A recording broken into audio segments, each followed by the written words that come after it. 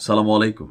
পরিচয় করিয়ে দিচ্ছি আমার সন্তান, আমার তৃতীয় সন্তান, আমার ছেলে ফারিজ বিন নাইমের সাথে। তবে আজকের ভিডিওটা খুবই গুরুত্বপূর্ণ। এরকম ছোট বাচ্চা যাদের আছে, ভিডিওটা 100% শেয়ার করবেন। আপনার আশেপাশে যে বসবাস করছে, আপনি কি তাকে চিনেন? আপনি কি তাকে জানেন? দেখতে পাগলের মতন, কিন্তু একে একে 6টি খুন করেছে।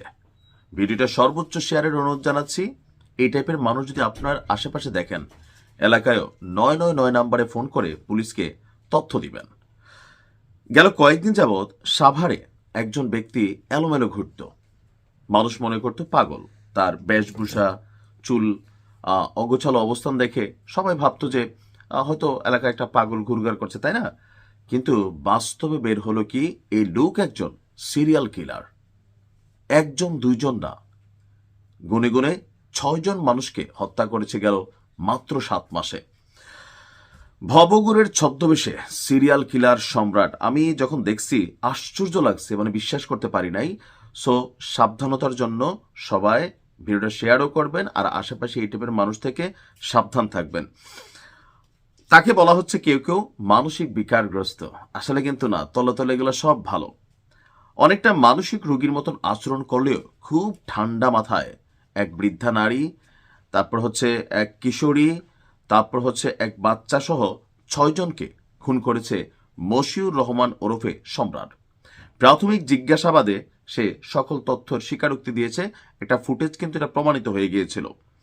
পুলিশ সাভার থানার সামনে থেকে গতকালকে তাকে আটক করে। রোববার দুপুরে সাভার পৌর কমিউনিটির যেই সেন্টার আছে, সেই সেন্টারটা পরিত্যক্ত, মানে এটা ব্যবহৃত হয় না। তো সেই পরিত্যক্ত ভবন থেকে এক কিশোরী সহ 2জনের পোড়া যেই দেহ, সেইটা উদ্ধারের ঘটনায় তাকে গ্রেপ্তার দেখানো হয়। তো এখানে যতটুকু তথ্য উপাত্ত সামনে আসছে যে সম্রাট পাগলের মতন আচরণ করলেও সে কিন্তু আসলে পাগল না, সাইকো টাইপের। তার পূর্ণ পরিচয় নিয়ে পুলিশ তদন্ত করছে।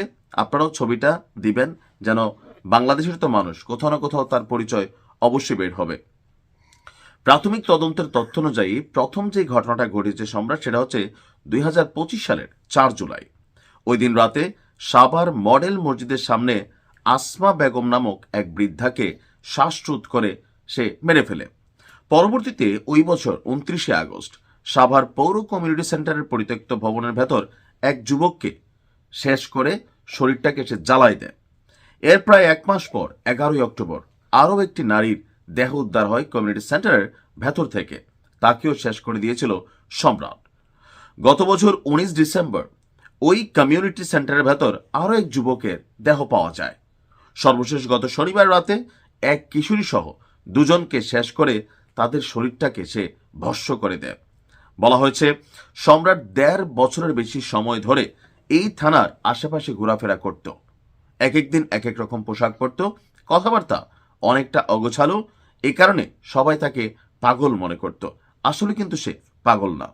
পুলিশ সুপার বলছেন যে রিমান্ড মঞ্জুর হলে থানায় এনে সম্রাটকে জিজ্ঞাসাবাদ করা হবে। কেন?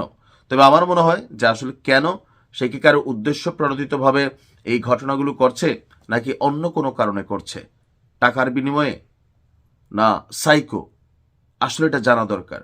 তবে সাবধান থাকা দরকার, কারণ বাংলাদেশে অপরিচিত মানুষকে আপনি দেখলে আপনার কাছে মনে হবে পাগল, একবেলা ভাত খাওয়াই বা একটু খাবার দেই, একা, আপনি পুরুষ মানুষই, এই ভাই খাইছু কিনা থাকে না, আমরা এখন মানবিক কর্মকাণ্ড অনেকেই করি। বাট সাবধান, খুবই সাবধান। বাচ্চা কাচ্চাকে যারা ঢাকা শহর থাকেন, বাসার বাইরে যাওয়ার সময় একা দিয়েন না, অপরিচিত লোকের সাথে মিশতে দিয়েন না। আমার মনে হয় এই সম্রাটের বিচার দ্রুততার সহিত করা উচিত, তবে ইনভেস্টিগেশন শেষে। ভালো থাকুন। আসসালামু আলাইকুম।